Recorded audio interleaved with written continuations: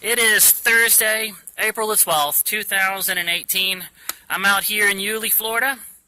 I thought I would turn the camera on and do a little video about something that's been on my mind. Now, I know I've been making a lot of talking videos recently, but the next one is going to be in Darien, Georgia, out on the coast, for a big shrimp festival. So look forward to that. Be a lot more and more interesting things going on in that one. But this is going to be a talking video. So a lot of you have probably already seen a lot of these like animation channels and storytime channels doing a list of bad behaviors that customers will do in like a retail store or the food industry. And some of those stories are really funny. Some of these are just lists of bad behaviors, like not returning your cart to the receptacle, or wanting to have stuff taken off and voided out after the register drawer is already open. Just really annoying things that customers will do. But I would like to make a list of really stupid things that employers are making employees do in retail and the food industry. And I haven't got a whole lot of experience in this personally. I worked a couple of years at an Office Max, so I have some experience in this. But most of what I'm going to tell you today is just stuff that I've seen employees have to do just as a customer walking through the store. And I'm looking at it like, why are these employers making them do this? This just seems really unfair. All right, so let's get started. This is going to be a list of 6 things that I've noticed. Really unfair things.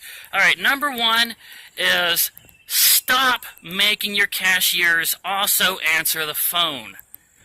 My goodness, guys. Like Walmart, for instance. You guys, I think the number is like $6 billion worth of profit each year that you're making. You could afford to employ someone to do nothing, or a few people to do nothing but answer the phone in the store and go out and check to see if something is on the shelf or something like that. Just make that their job, instead of spreading your cashiers thin and make them try to ring people up and also answer the phone.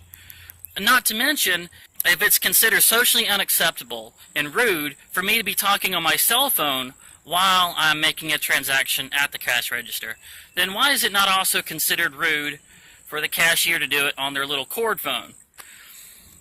There's a rule here that I think should be common sense, and it goes like this.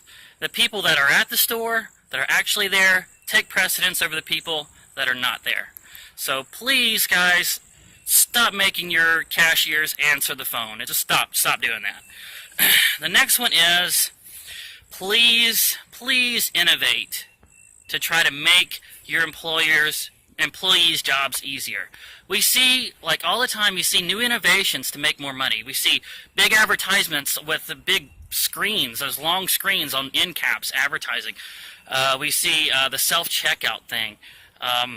All this innovation that's going into making you more money, but we don't see a lot of innovation into helping your employees have an easier job. I mean, they're still using pallet jacks that were invented 50, 60 years ago with the hand pumps, dragging them out on pallets that are just really too big for the aisle.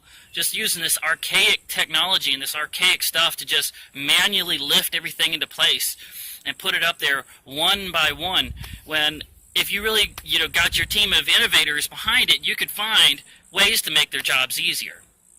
And also with the carts.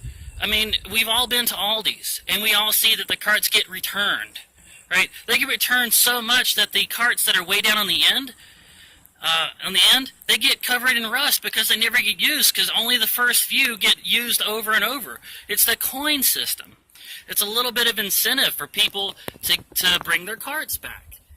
It makes sense. So Walmart, Kroger, Winn-Dixie, start using this. Make your employees' job a little easier. Come on. And also, this goes along with it, please start making some self-checkouts that actually work. I don't know how many times I've come up to the self-checkout and gone to ring stuff up, and a little warning will come up that says, an employee has been alerted to come and assist you. An employee has been alerted to come and assist you. I'm like, I don't need assistance. Just scan the barcode and let me put it in the bag.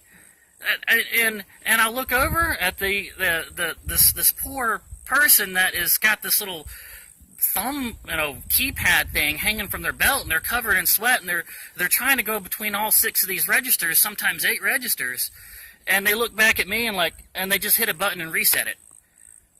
You know what? Just make one that works, that you don't have to keep doing that. How hard can it be? Stop, running your employees so ragged with this stuff. All right, the next one is stop making employees greet every single person that comes in. All right, now this goes for, like, there's a chain of gas stations around the Atlanta area, I think they're called Racetrack, that it's a rule that the employees have to greet every single person that comes through the door. Every single one. And in a place like Atlanta, with a big gas station, like a truck stop gas station like this, we're talking hundreds of people every hour that are coming, and the rule is they have to be greeted before they get off the mat there at the front door. Hey, welcome to Racetrack. Hey, welcome to Racetrack. Hey, welcome to Racetrack. You know what? A lot of times when I'm going into a store, I don't want to have to deal with a whole lot of social interactions. I don't want to have to prepare myself for that. I don't want to have to go through all that. And to just be given a canned one that was told to somebody to make them say it as soon as I walk in the door, I don't like that. It's very disingenuous. It's just annoying. And it makes me feel sorry for your poor employees to have to do that. I mean, I'm sure they've done it so many times that when they go home and try to be with their family and somebody walks through the door, they go, hey, welcome to Racetrack. Remember that rule in the police force that if you're going to carry a taser, you have to be tased. If you're going to carry pepper spray, you got to be pepper sprayed. Well, I believe in a company where you're going to implement a rule like everybody has to be greeted before they get off the welcome mat in a place as busy as a racetrack. You know what? All the people responsible for that decision need to go work at a racetrack for a week and greet every single person that walks through the door. And after the end of that week, if they still believe that's a good policy, then you implement it.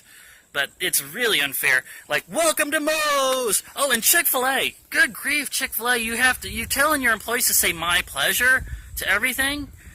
You know what? There's a few implications that come along with phrasing, with words. Right? Like, there's a difference between saying wet and moist. Right? One of them is just, it's just wet. Moist sounds ugly. It sounds like slimy. Right? Now, essentially they mean the same thing. But there's some things that come along with certain words. Now, the word pleasure, at least where I grew up and all the when I worked construction and things like that, the word pleasure had some very lewd things that kind of came to mind when you use it. You're supposed to be a Christian organization, and you make your employees say my pleasure at the end of every order. And this is, I thought eventually somebody would say, you know what, you could change it to I was happy to help you, or something like that. Let's stop making our employees say my pleasure, because this is causing too many jokes. But they're still doing it. They're still doing it. So, just stop doing this to your employees. Stop making them greet everybody with something canned. Stop making them say the same thing over and over. It's not fair. You wouldn't want to have to do it. Stop making your employees do it. Okay, next one. Stop making your cashiers also sell other things. Right? They're cashiers. That's the only thing that they should have to do. They should have to ring up items, put them into bags, and give you a total and make change, or do credit cards. That should be enough, right? Stop making them do suggestive sells. Stop at gas stations trying to get them to sell chocolate bars at the register. Oh, today we've got a 2 for $3 special on the Hershey's products. Stop doing that. And electronic stores, please stop trying to get your cashiers to sell insurance policies. This is something in Atlanta, where I grew up. There was a consumer advocate radio show. It was called the Clark Howard Show, and he was always telling everybody, and this was something that everybody in Atlanta tuned into at some point, but kept telling people, don't buy the insurance policies at electronic stores. And because the manufacturer themselves usually has a policy that lasts for the first year. That's if you're buying a nice expensive camera, phone, or laptop. And so as long as you keep the receipt and you keep track of who the manufacturer is, you're covered for the first year anyway. And then he would have a lot of people that did buy the insurance policy that would call the show and talk about how they would try to make good on the insurance. They would go back to the store and say this broke within a certain time, and they would have to do backflips and jump through hoops to try to make good on that insurance policy. So everybody around Atlanta just started saying, no, we're not buying the insurance policy. So when I was working at Office Max, there was a lot of people there that came from a Best Buy. And the reason why there was a mass firing at the Best Buy was because there was a little scandal that got investigated. And what it was is these employees were so stringently told you have to sell insurance policies, that people would come in to buy electronics, and before they would go to the back and go and get their electronic, they would say, oh, now before I go back there and get it, would you like to buy an insurance policy? It's only an extra $25 and it covers you for blah blah years, this kind of thing. And if the customer said, no, I don't want to buy that, I just want the camera, then the employee would go to the back, stand there for a few seconds, and come back out and say, no, we don't have it. Because even if they did have it back there, because it was so much in their policy that they had to have a certain percentage of their sales also come with the insurance policy, that in order to keep their numbers up, they had to lie. It was either that or lose their job. And they eventually lied so many times, somebody caught on, there was an investigation, and they got fired anyway. So please, stop doing this whole insurance policy thing. We get it, okay? We've all caught on to it, right? The insurance policy costs you nothing, so you try to get your cashiers to also sell that, and then you don't make good on it. So stop with the stupid insurance policies. We'll take it up with the manufacturer, and usually after the manufacturer's warranty is over after the year, most electronics are out of date anyway, so we're going to buy a new one anyway at that point. So stop it with the insurance policies. All right, now the next one. Stop spreading your employees so thin. Okay, now we get the idea that the best way to save money on paper, the quickest, easiest way to do it is to cut things down to a skeleton crew. Cut worker costs, cut worker costs. But in a place like Walmart, where you guys have counters all over the store, you've got extra counters all over the store. You've got an electronics counter, you've got an automotive counter, you've got a paint counter, you've got a fabrics counter, you've got a jewelry counter. Did I say automotives? A sporting goods counter. Like 6 counters all over the store. There's one thing that all of these counters have in common. Nobody is ever standing at them. You know what? If you're going to save money by just cutting worker costs and not having people work at those counters, why don't you also save money by just not building the counters? They're not being used anyway. So, you know what? Use a little innovation. Come up with some kind of touchpad kiosk that we can use to do some of these services, and instead of just having an empty counter there all the time.